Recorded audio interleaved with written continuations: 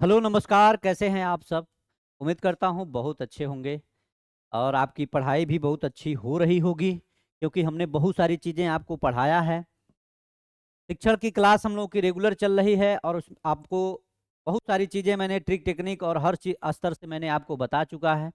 और एक मेरा ट्रिक टेक्निक का वीडियो देखिए, लगभग 15 से 20 हज़ार अभ्यर्थी 2 दिनों में देख चुके हैं, क्योंकि उनको पता है कि इन्हीं सारी चीज़ों से आपकी नैया पार होने वाली है। उसी कड़ी में हम लोग एक बात करेंगे बहुत सारे अभ्यर्थियों की गलतियों को लेकर के। और बहुत सारे अभ्यर्थी ऐसे हैं जो लोग डबल आवेदन किए हुए हैं एसटीटी को लेकर के, यानी एसटीटी परीक्षा 2025 की जो अभी चल रही है, उसमें एक से अधिक आवेदन कर दिए हैं। और आवेदन करने का उनका कारण भी रहा कि जो पहला आवेदन उन्होंने किया था उसमें कुछ गलतियां, जैसे नाम में गलती हो गया, डेट ऑफ बर्थ गलती हो गया, सब्जेक्ट को लेकर के गलती हुई, और भी माता पिता का नंबर नाम गलत हो गया, उसके वजह से बहुत से अभ्यर्थी दोबारा आवेदन किए हैं। अच्छा, फिलहाल देखा ये जा रहा है, बहुत सारे क्वेश्चन हैं। कुछ अभ्यर्थियों का क्वेश्चन ये भी है, कुछ लोगों का क्वेश्चन ये है कि सर मेरा पहले एडमिट कार्ड जो व्हाट्सएप पे आया था वो दिखा रहा था, अब नहीं दिखा रहा है। अब मैं क्या करूं, कैसे मैं पेपर देने जाऊं? तो मैं आपको एक चीज बता दूं कि आप लोग अगर ऐसी समस्या आ रही है तो आप लोग अगर मान लीजिए 4 दिन 5 दिन बाद आपका पेपर है तो ये ठीक हो जाना है, इसमें कोई सुविधा नहीं होगी। ये अभी तत्काल नहीं दिखा रहा, लेकिन टेक्निकल इशू के कारण बहुत सारे एडमिट कार्ड नहीं अपलोड हो पा रहे हैं, तो इसको भी ध्यान दीजिएगा। दूसरी बात, आप जो आपका पासवर्ड है या जो आपका रजिस्ट्रेशन नंबर है, यूजर आईडी पासवर्ड है, उसको सही सही फिल करें, यानी सही से भर करके कैप्चा वगैरह डाल के बढ़िया से आप लोग उसको लॉगिन करें।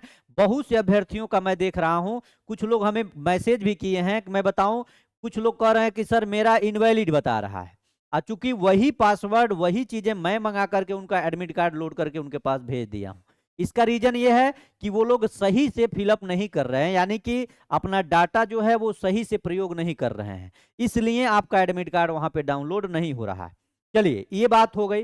दूसरी बात मैं आपको बता दूं, बात यह है कि एसटीटी को लेकर के हमने बहुत सारी रणनीतियों पे काम किया है, लेकिन आपको मैं एक चीज और बताना चाहता हूं कि जो लोग डबल आवेदन किए हैं, यानी पहली बार जब आप लोग फॉर्म को फिलअप किए हैं उसमें आपकी कोई गलती की वजह से आप लोग दूसरा वाला जो फॉर्म आप फिलअप किए हैं, इसमें आपको घबराना नहीं है।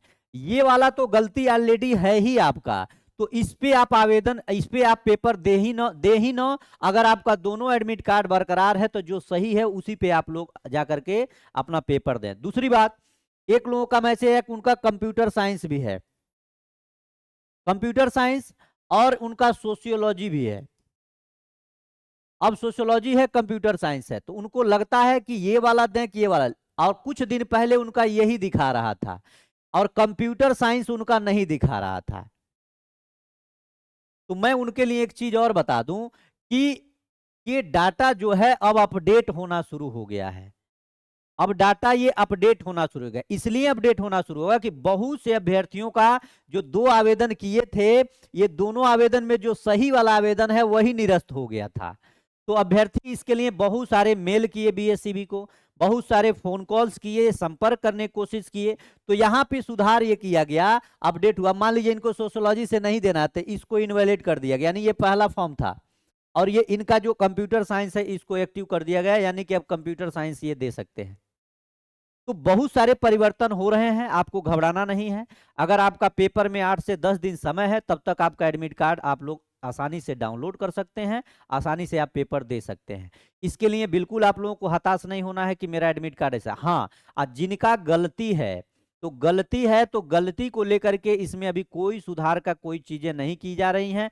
बहुत से अभ्यर्थी, मुझे लगता है 10-20 हज़ार अभ्यर्थी ऐसे हैं जो लोग यहाँ पे मैसेज बार बार बीएससीबी को और मेल कर रहे हैं, लेकिन यही हुआ। इसके पहले जो आपका एसटीटी का पेपर आयोजित हुआ था, उसमें एक दिन का आपको एडिट करने का, यानी कि सुधार का ऑप्शन दिया गया था। उन्हीं सारी बातों पे ये लोग बात करके, अभ्यर्थी और शिक्षक भी बहुत सारे प्रयास किए लेकिन इस पे नहीं मिला। और हमने जो बात किया था सर के माध्यम से मैंने बात करवाया था और बात किया था, तो उसमें यही चीज आई कि सर समय कम है और कम समय में, तय समय में हमको पेपर लेना है। इसके बीच में अगर हम एडिट का ऑप्शन देंगे तो बहुत सारी चीजें परिवर्तित हो जाएंगी और तय समय पे सब कुछ अगर निर्धारित है तो हम इसमें कोई अभी परिवर्तन नहीं कर सकते।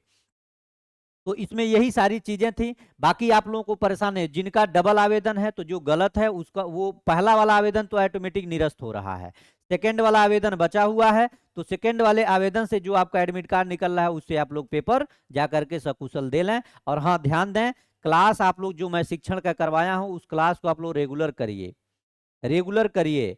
कुछ उसमें पीवाईक्यू भी है, कुछ ऐसे न्यू क्वेश्चन मैं बनाया हूं वो भी है। और आपको मैं ट्रिक टेक्निक, जो आप लोग पूरा शिक्षण पढ़ते हैं उसका एक ही सूत्र मैं दिया हूं, ट्रिक टेक्निक, उस ट्रिक टेक्निक को आप लोग जरूर देखें।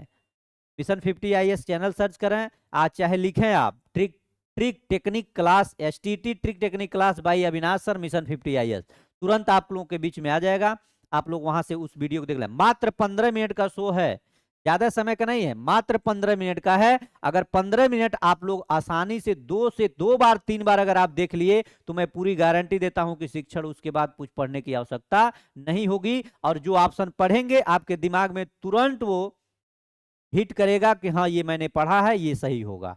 तो आप लोग प्लीज वहां से एक बार पढ़ लें और अपना जो भी है बढ़िया से रह करके खा पिए, तैयार रहें बढ़िया से और स्वस्थ रहें और अपनी तैयारी को मजबूत धार दें और अपना पेपर सकुशल जा करके 1 घंटा पहले पहुंच जाएं सेंटर पे। बहुत से अभ्यर्थियों को मैं देख रहा हूं पेपर छूट जा रहा है, तो टाइम के बाद आप जाएंगे तो पेपर जाहिर सी बात है छूट जाएगा। क्योंकि डिजिटल प्लेटफॉर्म पे जब होता है, यानी जब आपका CBT माध्यम से कंप्यूटर बेस्ड टेस्ट होता है तो ससमय तय समय पे ही पहुंचना पड़ता है। तो इसलिए आप लोग ध्यान दें, सबका समय एक साथ शुरू होता है, एक साथ समाप्त होता है। तो उसी तरह से सब लोग ससमय पहुंचे, 1 घंटा पहले पहुंचे। और मैं आपको पुनः एक बार, मैं आप सभी को दीपावली और कल धनतेरस था, दीपावली की मैं ढेर सारी शुभकामना देता हूं। और आप लोग स्वस्थ रहें, मस्त रहें, ईश्वर की कृपा सब पे बनी रहे। आप हमेशा हंसते मुस्कुराते रहें और अपने जो आपका ये संघर्ष का सफर है वो बेहतरीन बने और आप लोग जल्द से जल्द सफल हों। क्योंकि जल्द से जल्द सफल होने का मकसद सिर्फ ये है, ये पहली सीढ़ी है और इस सीढ़ी को पास करके हम लोग आगे बढ़ेंगे TRE 4 के लिए शिक्षक बनने की राह में एक कदम आगे बढ़ें। और सब लोग मस्त रहें, स्वस्थ रहें। बहुत बहुत धन्यवाद, नमस्कार।